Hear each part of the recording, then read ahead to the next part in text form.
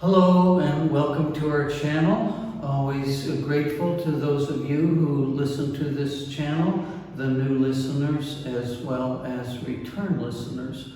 We're grateful that you take time regularly to listen to the Dhamma. Today is not really a Dhamma talk, it's a brief history of my biography and my spiritual search. I've been asked to relate some of my experiences.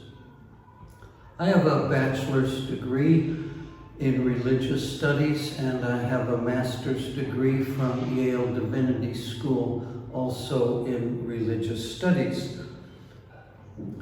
In 1971, I went to India for the first time, and while I was traveling around as a kind of nomad, one of millions of Westerners who went to India looking for a guru, I met S.N. Goenka. This was very early in his career. He had just begun to teach Western students. I took a number of courses with him, always 10-day courses, and I also sat in isolation up to 30 days practicing Vipassana meditation.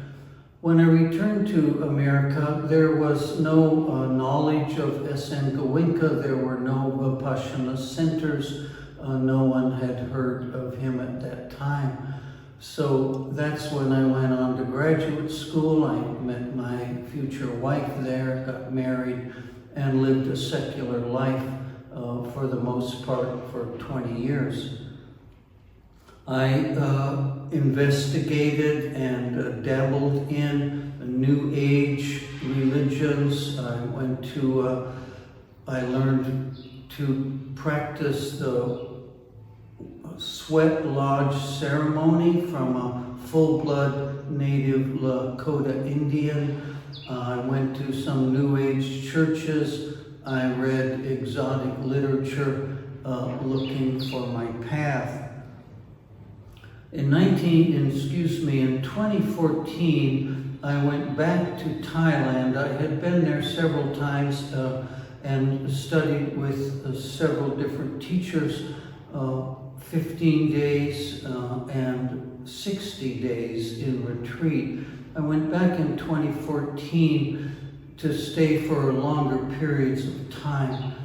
I had a teacher who was a nun, Sister Kamalwan. She lived in a country location.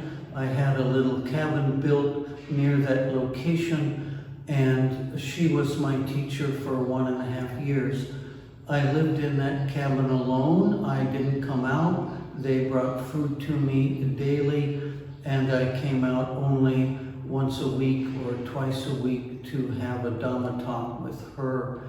She died in a car accident, and I was forced to find a new teacher. Someone recommended a young monk in the south of Thailand. I went there. He was about 35. He did not think of himself as a teacher, but he allowed me to stay on the property. On the property there was a cave, an undeveloped cave, and I made my home in that cave for about 1.5 years. It was a very primitive. There were rats and bats and scorpions, poison snakes, etc. But I was never really in harm's way. I stayed there for 1.5 years. I seldom talked, as I had seldom talked with Sister Kamalwan. I then heard about a teacher in the north of Thailand who was recognized as fully liberated. I felt I really needed a teacher. I wasn't satisfied with my practice. I went to northern Thailand and I met my new teacher, Prajan Kanchit. He is a forest monk, practitioner. He's lived in the forest for 30 or 40 years. He didn't speak English, but there was always someone there who could translate for me. I spent a year and a half there. During that time, I was able to increase how long I could sit without moving from 90 minutes to once 6 hours, and then 8, 10, 12, 13 hours I could sit without moving. This proved to be essential to my practice. It may not be essential to everyone, but for me, calming the body and letting go of the idea that I was suffering was critically important. I made significant progress that last year and a half, having a teacher who was fully liberated and who could guide me and teach me in a very specific Dhamma way. In 2022, I stayed in Thailand almost 5 years. I spoke very little during that time. I lived alone in every case, in remote, isolated places and in some very primitive settings, living in a tent under a cliff or out in the forest. In 2022, I went back to Thailand and I met another teacher who I call Lung Ta. These two teachers are pictured in a booklet I'll be mentioning shortly. After meeting him, the first day, he recognized that I was able to give a decent Dhamma talk. He invited me to give the Dhamma talks to his teacher during the times that I stayed at his center. My first teacher, Prajang Kanchit, also has invited me many times to give Dhamma talks to his students. These talks are always translated into Thai. Some of them are available on this channel.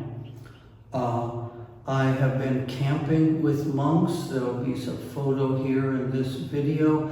I've lived with the monks. I've lived like a monk. I did not take monk's vows. I was a samanara. I went on alms rounds. I lived the monk's schedule. I, as I've mentioned, lived in some very primitive situations and in every case in isolation, away from other humans and refraining from intercourse, dialogue with them. I have fasted a number of times, varying lengths of time. I fasted 21 days without food, 28 days, 30 days, always without any food, just liquids. So that's a brief history of my Dhamma practice and how I came to be a forest monk tradition practitioner. I have compiled quotations from the Pali Canon and from some of the most famous liberated forest monk teachers, Ajahn Chah, Mahabua, etc., in this little booklet. It's available as a free ebook, a free download to you, and I recommend that you consider downloading it. Most of my Dhamma talks are taken from that little booklet, and you could follow along in the booklet if you liked, and the booklet would be a great supplement to your Dhamma practice. Here are some afterthoughts to my recent biography. I have mentioned that I spent approximately 1.5 years in each of 3 different locations. At each location, I meditated approximately 12 to 16 hours daily, both sitting and walking, but adjusting my posture as needed. It wasn't until the last 1.5 years, under the guidance and protection of Prajang Kanchit, that I was able to sit for long hours without moving, including up to 3 or 4 hours lying down and without falling asleep. I seldom talked and lived in nearly total seclusion. Although these rather extreme efforts may not be necessary for everyone, the biographies I've read of forest monks and of our Lord Buddha suggest a total, relentless, demanding, and difficult effort is required. Faith, strong determination, and patient perseverance, constant conscious awareness with clear comprehension, these are the definitions of right effort. Lord Buddha never taught that no effort is needed.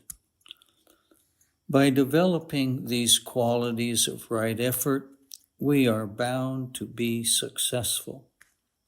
However, and this is critical, without a fully liberated teacher and guide, such an undertaking is recklessly dangerous and very likely to end in disaster.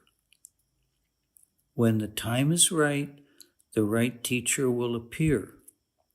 Until then, continue to deepen your conviction and your efforts to perfect your practice. I always welcome direct contact if you have questions about your practice, questions about the Dhamma. I'm always available, literally 24/7. If you contact me, there's ways to do that listed on this channel. Thank you for listening. Thank you for being a sincere Dhamma student. I look forward to having you as a listener to my future talks. Thank you very much.